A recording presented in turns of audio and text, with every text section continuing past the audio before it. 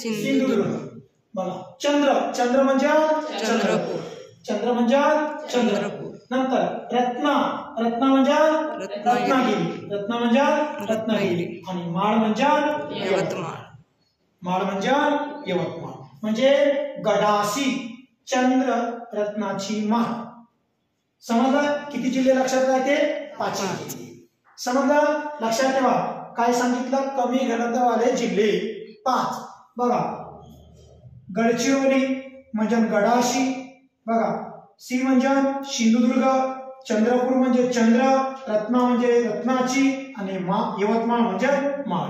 म्हणजे गडासी चंद्र रत्नाची माळ. बस 5 जिल्हे लक्षात. आणि इकडे काय सांगितलेलं आहे? मुंबई शहर ठपको.